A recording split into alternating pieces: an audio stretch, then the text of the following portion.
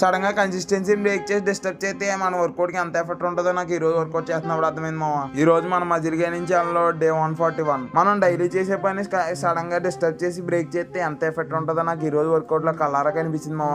అప్పుడు అర్థమైంది మామ, మనం ప్రాపర్ గా బాడీకి ఏ టైంకి అలవాటు చేసామో ఆ టైంకి చేయాలని చెప్పేసి ఆ పని ఇంకా ఆటోమేటిక్ గా వేరే టైంకి చేసామంటే మన బాడీ ఆటోమేటిక్ గా డిస్టర్బ్ అయిపోతుంది మామ. అది స్లీప్ లో అయినా సరే, రెస్ట్ లో అయినా సరే, ఎందులో అయినా సరే మనం ఏదైనా టైంకి పెట్టుకున్నాం అంటే ఆ టైంలో చేయాలి మామ. నేను ఆటోమేటిక్ గా దాన్ని డిస్టర్బ్ చేయడం వల్ల నాకు ఎంత ఎఫెక్ట్ ఉన్నదో నాకు ఈ రోజు వర్కౌట్ చేస్తున్నప్పుడు అనిపించింది మామ. నాకు ఈ ఒక్క స్లీప్ అండ్ రెస్ట్ వల్ల ఎంత ఎఫెక్ట్ అవుతుందంటే నా వర్కౌట్ గా, నా ఇంటెన్సిటీ గా, నేను డేలో యాక్టివ్ గా ఉంటాం కానీ ఇవన్నీ తగ్గిపోయామో అన్ని ఆటోమేటిక్ గా.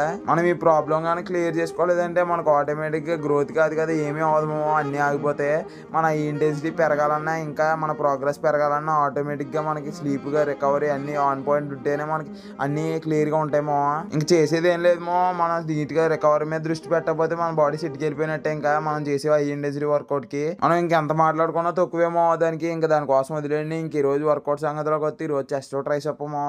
ఇలా బెంచ్ ప్రెస్ స్టార్ట్ చేసిన లేదు, ఏదో ఫస్ట్ లోనే ఏదో హెవీ వెయిట్ కొడుతున్నట్టే ఫీల్ అనిపించింది మామ. మనకి రికవరీ లేనప్పుడు ఇలాంటివి అనిపిస్తూ ఉంటాయి. ఈ బెంచ్ ప్రెస్ అనే కాదు, చెస్ట్ ప్రతి వేరియేషన్ లోనే అలా ఉంది, ట్రైసెప్ ప్రతి వేరియేషన్ లోనే అలాగే అనిపించింది నాకు ఈ రోజు అంతా. ఇంకా ఎంతలో ఉన్నా సరే అలా పుష్ చేసుకుంటూ చేశాను మామ ఈ రోజు. మనం కాకపోతే దీన్ని ఎంత ఫాస్ట్ గా అంటే అంత ఫాస్ట్ గా రెక్టిఫై చేసుకోవాలి, లేకపోతే చాలా దెబ్బ అయిపోద్ది. అంతే మరి, ఉంటాం మరి, బాయ్ మామ.